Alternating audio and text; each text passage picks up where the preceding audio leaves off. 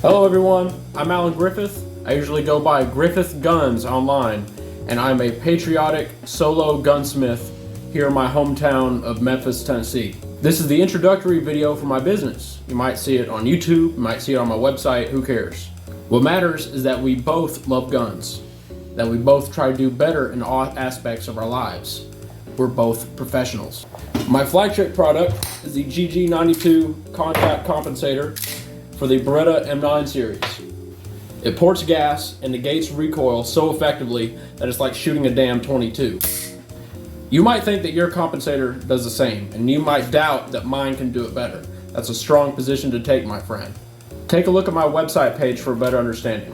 You'll see the flash, you'll see the little recoil, and you'll see the results of a little test I did between my friends and I. But moreover, you'll see that my compensator installs in less than a minute. I do professional research here, and professional machining too. I make very high quality products. Hey, this one looks a little bit scuffed though. It's only because I've been carrying it for a year, and hey, it still runs like a clock. Buying a compensator, a custom threaded barrel for it, getting the threading right, or shipping it to a gunsmith to have him do it for you, then shipping it back to you is downright fucking perilous, people. Now this comp is different. After I machine all the parts, finish it, make sure the fitting's perfect, I send it to you and you can install it with simple tools in less than 1 minute. Now all that hassle is probably the reason why you don't own one yet, if you already know all about the recoil reduction abilities, the standoff device benefits, and the fact that it gives you an unfair advantage in any competition that will allow you to have it.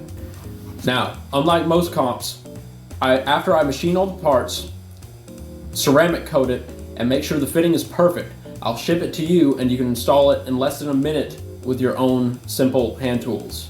Now, how did we get the install to under 1 minute? Check out this video to find out. I'll have it linked in the corner. I also do high curiosity experiments. I love making content about guns.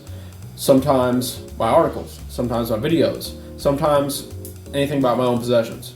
So stay tuned to my blog and my social medias to catch wind about when I do a new project. I'll talk more about this mystery in a minute.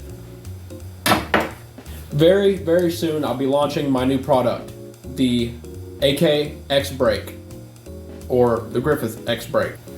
Now I know it looks very bizarre on the surface, but it makes a lot of sense. It doesn't look like it, but the gas ported out of this thing is perfectly balanced, reduces recoil, and funnels the gas into an extreme X shape. Stands out a lot on the range.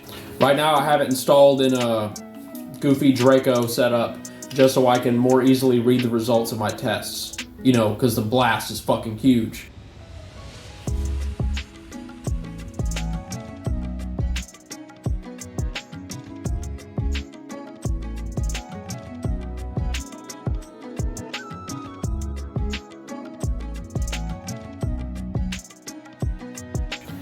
Speaking of new products,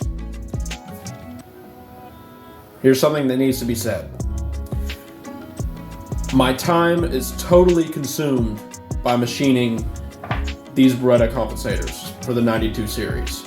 Because all my machining is manual, it's incredibly slow, very laborious process. Every part can take up to 10 hours to make, and they have to be made in batches of about 10 at a time.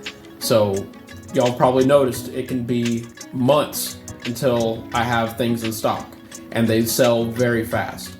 I'm getting way more demand than I ever thought I would. And would you look at that? I just got 1,000 subscribers. Thank y'all so much. I was never sure my work would go this far. I never thought it'd get this good, and I never thought it'd be this popular. So thank y'all so much. I appreciate every one of you watching my videos. I read all your critiques.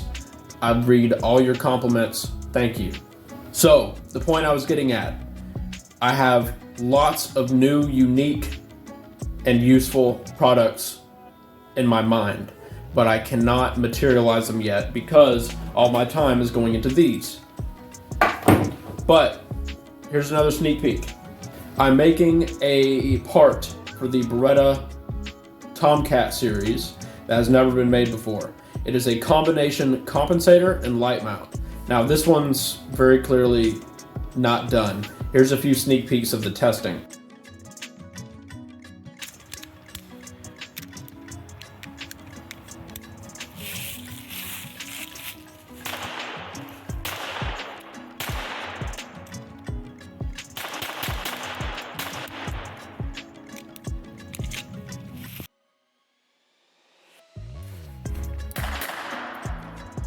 The machining's not done, it hasn't been ceramic coated yet, and I haven't even acquired the correct light for it yet. But once it's done, y'all will see plenty of this.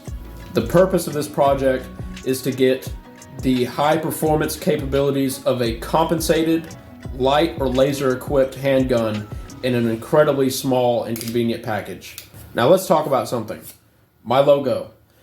At a glance, you might think that this is just a generic clip art revolver. That's untrue. It's a real revolver. This one. This is a Belgian copy of the Webley Bulldog. It's chambered for 38 Smith & Wesson, or as it's marked on the frame, 380 revolver. In a minute, I'll get to where I got it, but for now, let me show you its features. It has a frame safety, and it's up to fire, not down. The cylinder freely rotates. This was a way to cut costs and make a revolver cheaper in the 1870s. Yes, this revolver is about 150 years old. It is side loading.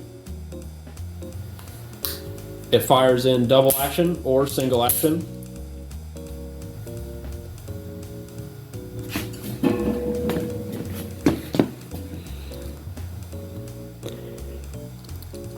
And the ejector is hidden inside the cylinder pin.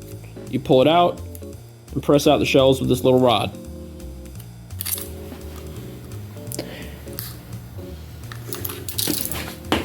Now, regarding where I got the thing.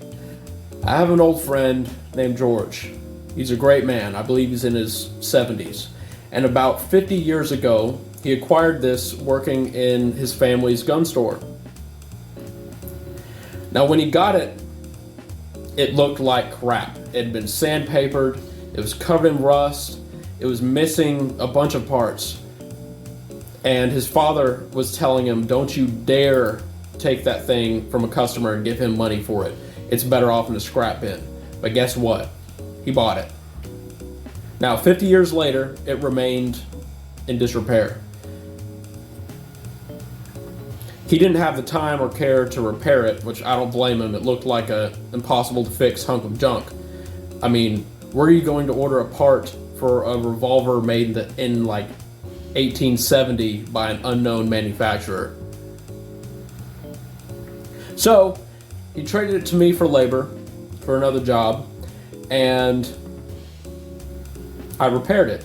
What I had to do was completely machine the ejector assembly and the cylinder pin from scratch. Also had to make a new trigger reset spring. Mine is made from flat spring steel instead of forged spring steel, so it doesn't work perfectly, but it gets the job done. I also steam rust blued it on my countertop to get it close to looking original, and here it is now. Shoots again 150 years later, or more like 50 years later after he got it.